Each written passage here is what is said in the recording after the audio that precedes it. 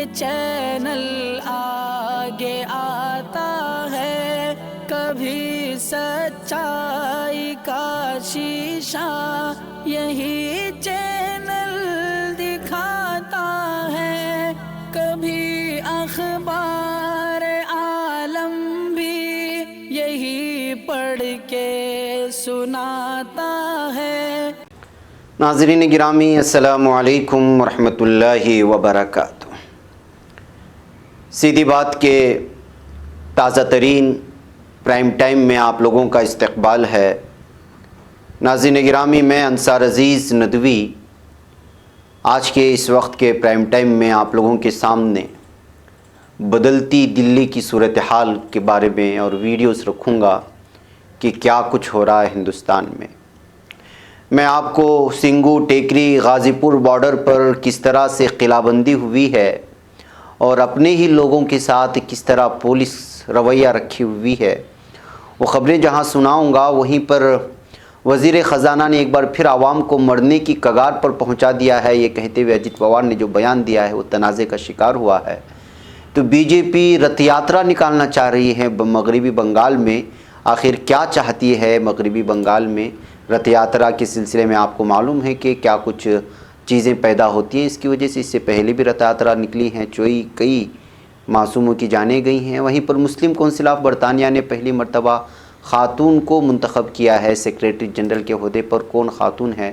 میں وہ خبریں رکھتے ہوئے کس طرح سے بچوں کو سینیٹائزر پلایا گیا ہے یہ کہتے ہوئے کہ وہ جو ہے پولیو ڈراپ ہے، وہ اس کی وجہ سے بہت سارے بچوں کی طبیعت بھی خراب ہوتی نظر آ رہی ہے، وہ خبریں آ رہی ہیں۔ وہ ساری چیزیں میں آپ لوگوں کے سامنے رکھوں اس سے پہلے آپ لوگوں سے درخواست ہے کہ جن احباب نے ہمارے چینل کو سبسکرائب نہیں کیا ہے وہ سبسکرائب کر لیں، ہماری ان ویڈیوز کو دوسروں تک پہنچانے میں ہماری مدد کریں، لنک کو شیئر کریں۔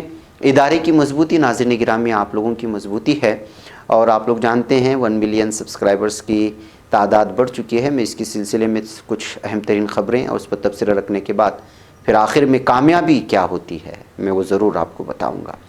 آئیے سب سے پہلے ہم چلتے ہیں دہلی بارڈر۔ ویڈیو آپ دیکھنے کے بعد اندازہ لگا سکتے ہیں ناظرین گرامی کہ کیا کچھ ہو رہا ہے۔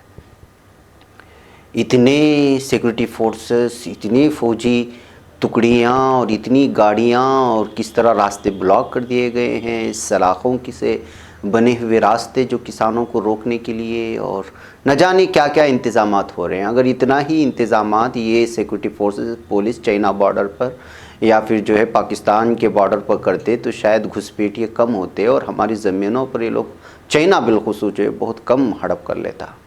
لیکن یہاں پر کسانوں کو، نہتے کسانوں کو، ان کے حالات کیا ہیں وہ آپ لوگ جانتے ہیں۔ ان کو روکنے کے لیے کیا کچھ تیاریاں ہو رہی ہیں آپ دیکھ لیجیے۔ آپ اندازہ نہیں لگا سکتے کہ اس وقت جو حالات ہیں، 11 بجے تک انٹرنیٹ خدمات تو بند کر دیے گئے ہیں، قلعہ بندی کا نظر یہاں پہ آ رہا ہے۔ کسانوں کا مظاہرہ دہلی بارڈرز پر اس وقت جاری ہے، جانتے ہیں آپ۔ مرکزی حکومت اور پولیس انتظامیہ کی لاکھ کوششوں کے باوجود بڑی تعداد میں کسان سنگھو بارڈر پر اور ٹیکری اور غازی پور بارڈر سمیت دہلی کے مختلف بارڈرز پر بیٹھے ہوئے ہیں۔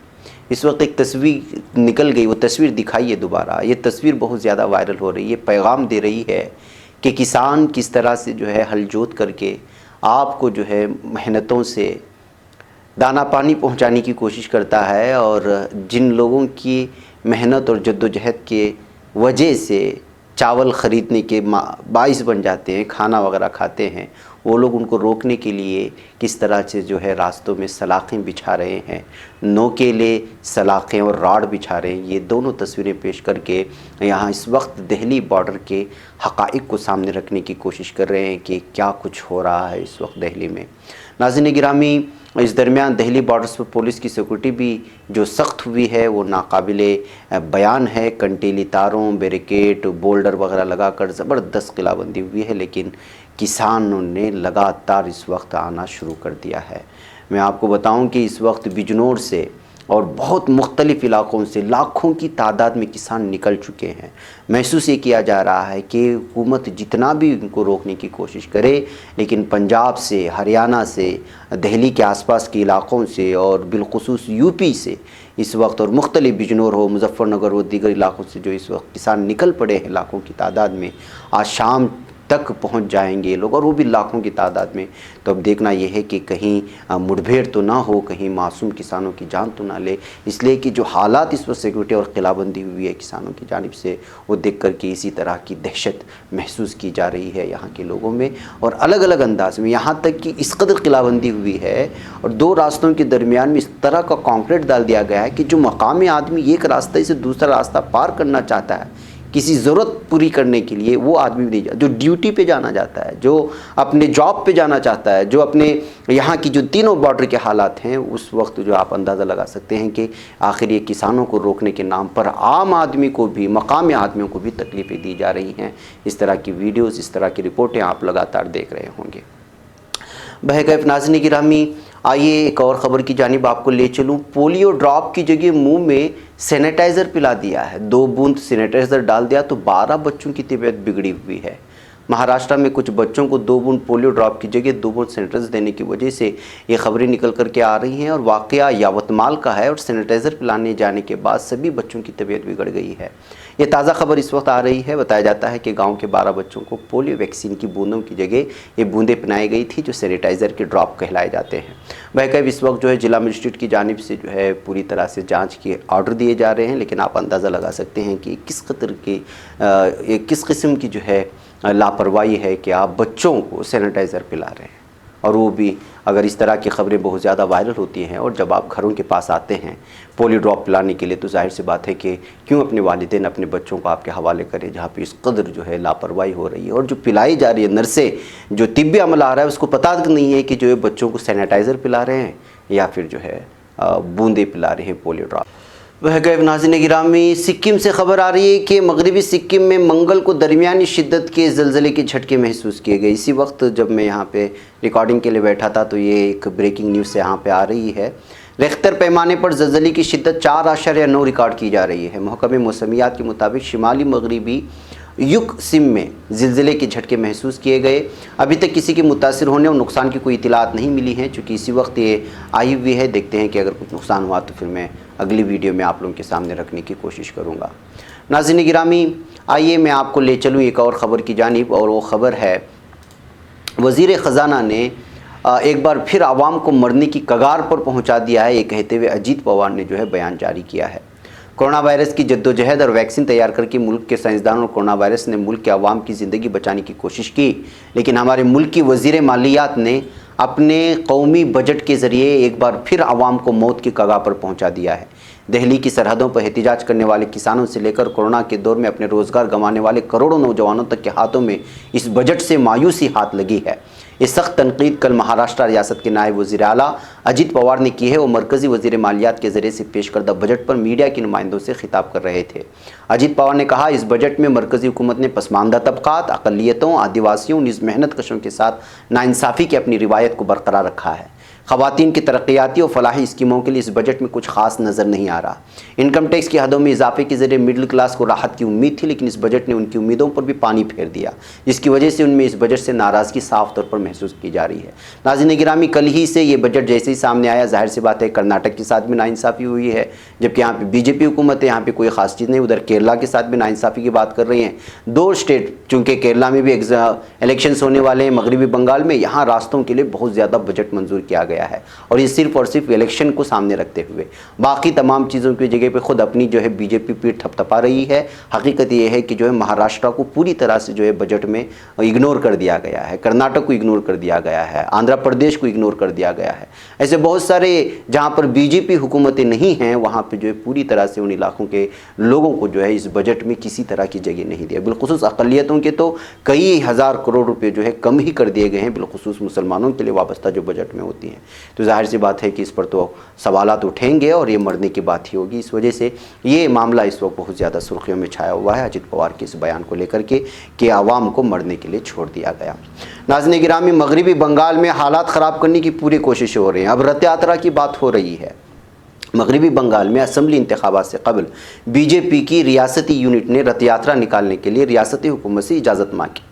चीफ सेक्रेटरी आलापन बिंदोपाध्याय को लिखे गए खत में बीजेपी के नायब सदर प्रताप बनर्जी ने कहा कि बीजेपी फरवरी के आगाज से रथ यात्रा के तौर पर रियासत भर में 5 रैलियां निकालना चाहती है। इस खत में मजीद कहा गया कि रियासत की बीजेपी यूनिट ने फरवरी और मार्च के महीनों में यात्रा के तौर पर रियासत भर में पुरअमन अंदाज में सियासी प्रोग्राम तरतीब देने का फैसला किया है।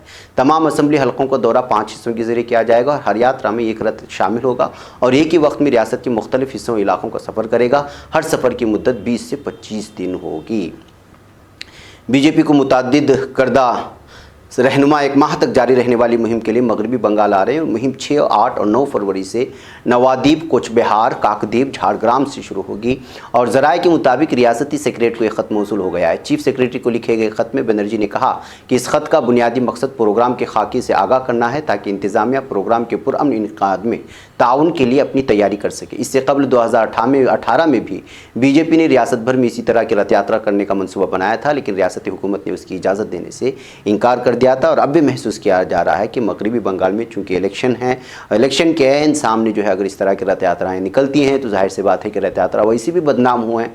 यहाँ पर जो है फ़िरका वाराना फसादात भड़काने के लिए, कोई शरारत करने की वजह से ज़बरदस्ती पत्थर खुद पर फेंक करके फिर उसके बाद हालात किस तरह ख़राब हो रहे हैं। वैसे भी मगरबी बंगाल में इधर जब से जो है इलेक्शन करीब आते जा रहे हैं तब से क्या कुछ हो रहा है और किस तरह जो है दीगर सियासी लीडरान आपस में लड़ रहे हैं, एक दूसरों पर हमला हो रहा है, कट रहे हैं, मर रहे हैं।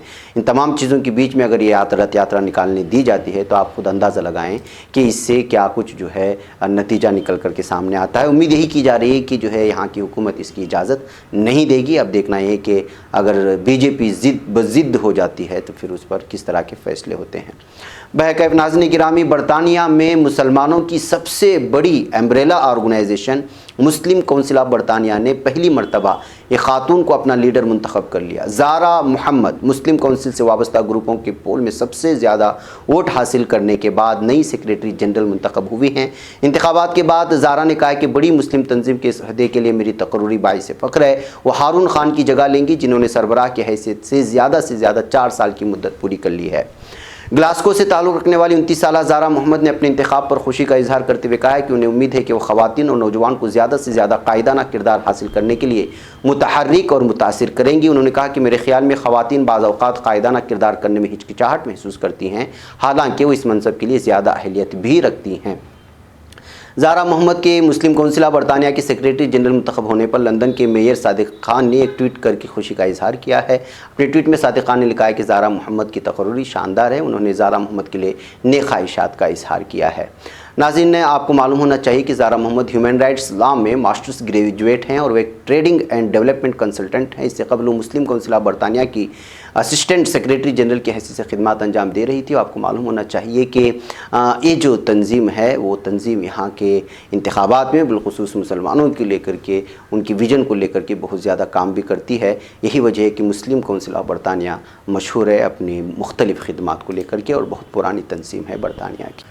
बहरकैफ नाज़रीन गिरामी, आइए बात करते हैं मेरी और आपकी खुशी की, मुबारकबादियों की जो आपकी जानिब से मुझे मौसूल हो रही हैं।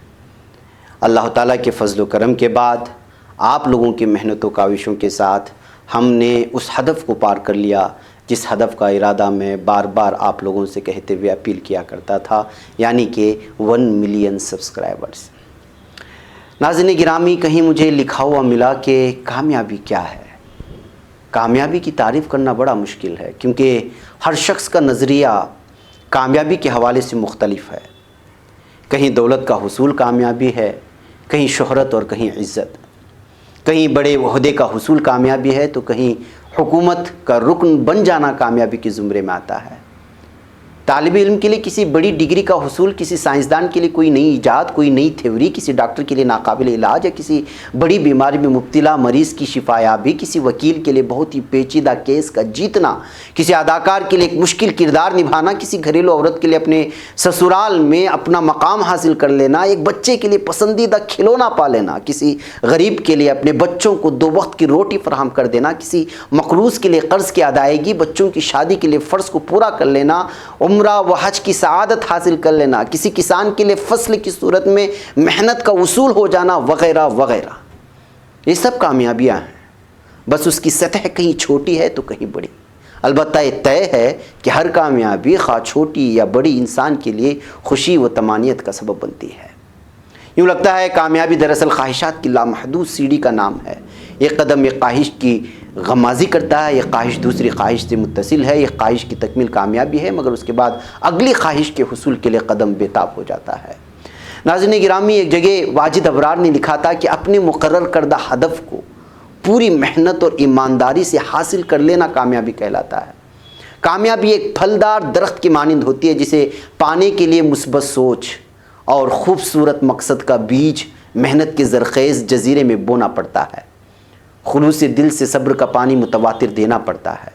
ایک کامیاب انسان کی بنیادی نشانی یہ ہے کہ اس کا دل اور ضمیر دونوں خوش اور مطمئن رہتے ہیں۔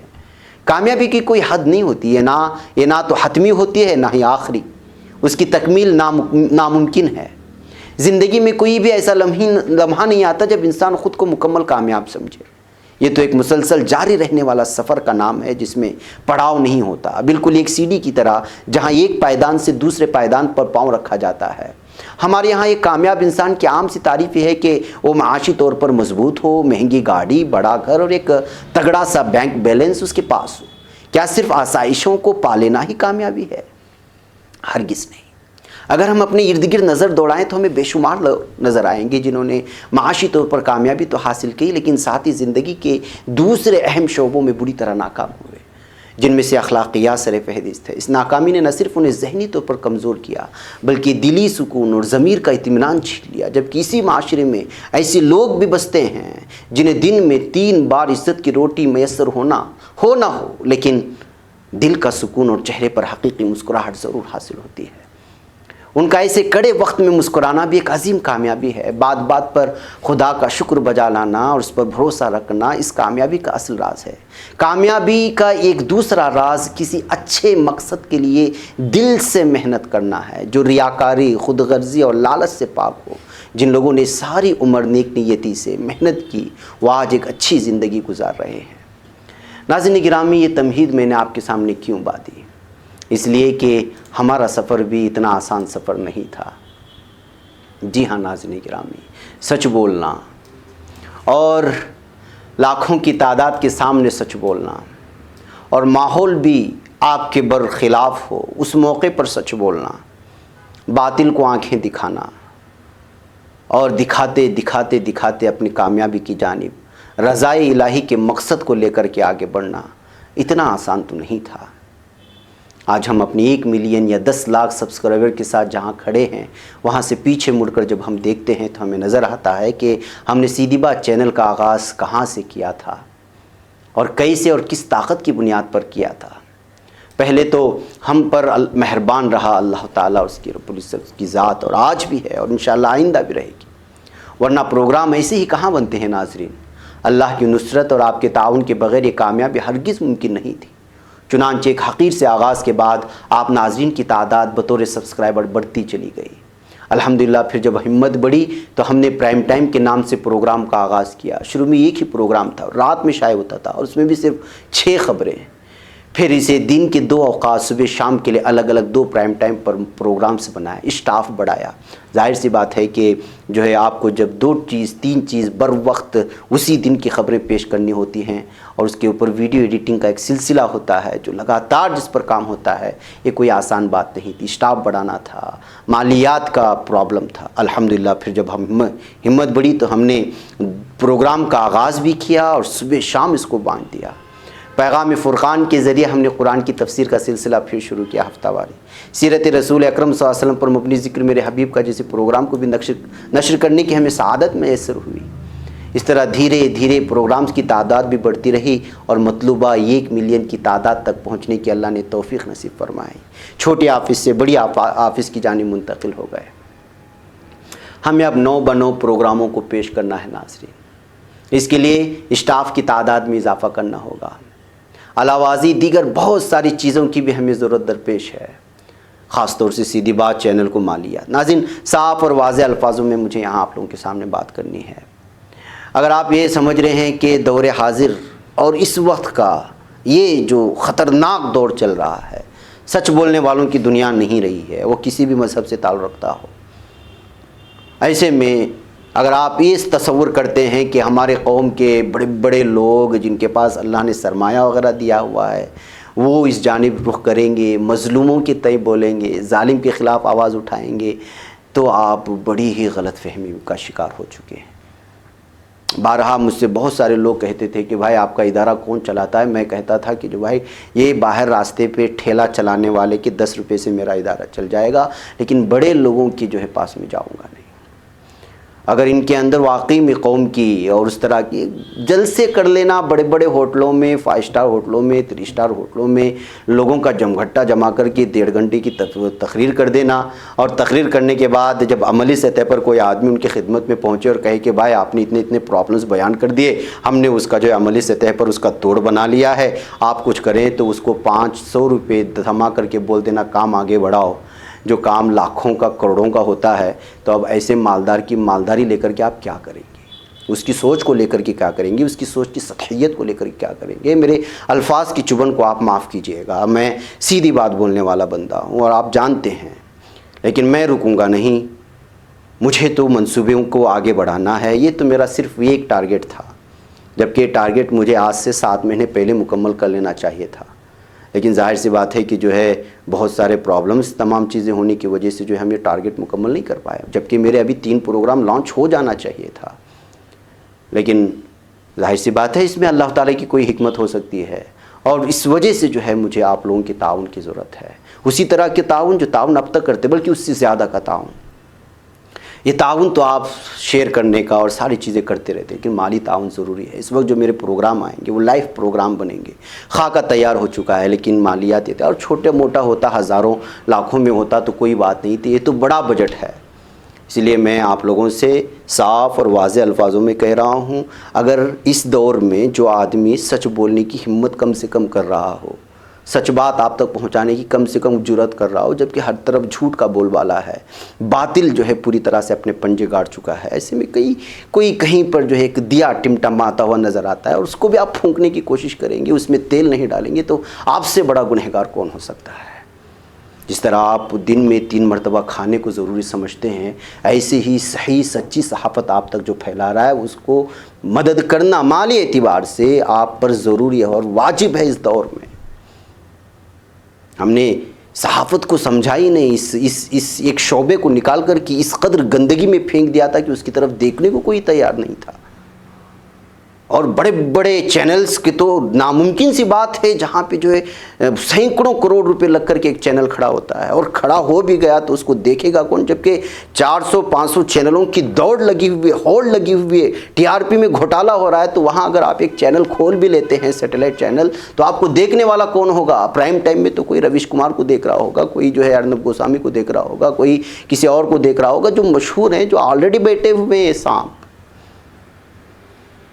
ظاہر سی بات ہے کہ جب یہ چھوٹے چھوٹے اللہ تعالیٰ نے ہمیں اس کے متبادل کے طور پہ دے دیا ہے کہ میں اپنے حلقے میں سچ بات پہنچا رہا ہوں، مہاراشٹر میں بیٹھ کر کے کوئی اور اپنے حلقے میں بات پہنچا رہا ہے، کوئی گجرات میں بیٹھ کر کے صحیح بات پہنچا رہا ہے، کوئی بہار، یوپی، بنگال میں بیٹھ کر کے کوئی صحیح بات پہنچا رہا ہے، ظاہر سی بات ہے کہ وہ آپ کے حلقے میں پہنچا تو رہا ہے صحیح بات، چھوٹے سے ایک اپنی محنت کی وجہ سے، تو ظاہر سی بات ہے کہ آپ کو تو اس کو، میں نہ صرف میں کہہ رہا ہوں بلکہ کچھ ہیں لوگ جو واقعی میں خدمت کر رہے ہیں، صحیح صحافت کر رہے ہیں، چاپلوس صحافت کے پیچھے مت بھاگیں، دیکھیں اور اس کو جو ہے مضبوط کرنے کی کوشش کریں۔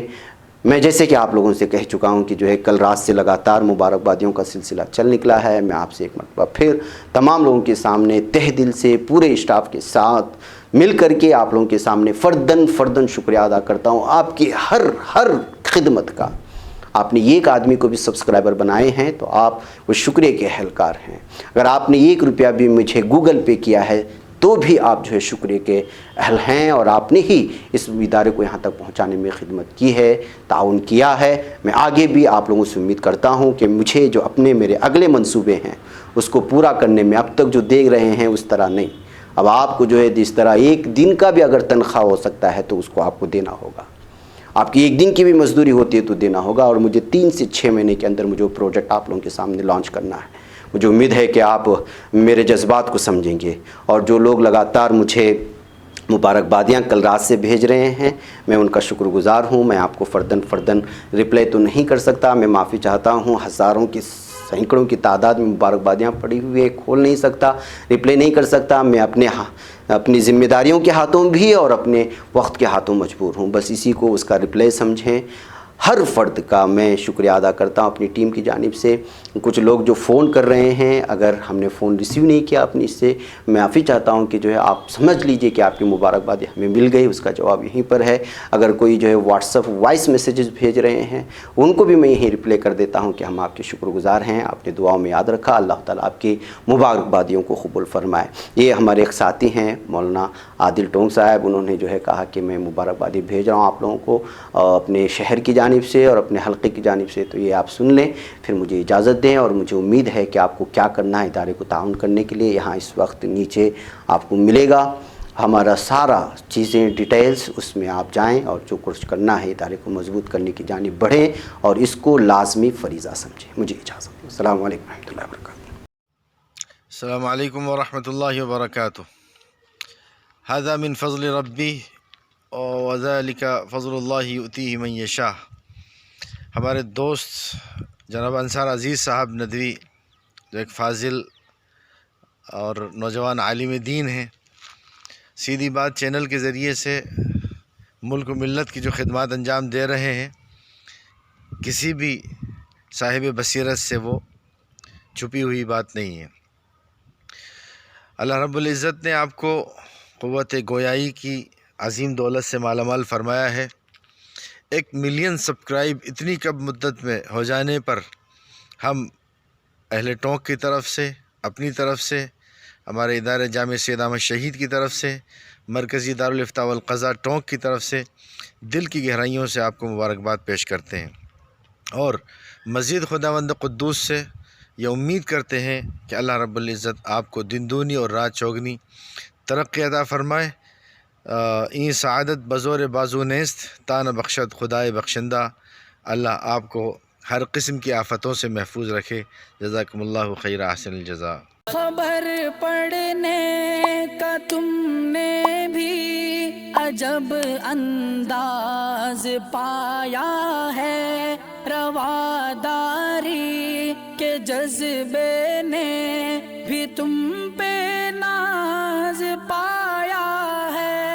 इसी राह में मोहब्बत का हंसी एजाज पाया है। तुम्हें हर अंजुमन में हमने तो मुमताज पाया है। तुम्ही से है तरक्की पर अजीज अंसार, सीधी बात अजीमत जुर्अतो हिम्मत का है इजहार। सीधी बात अजीमत जुर्अतो हिम्मत का है इजहार।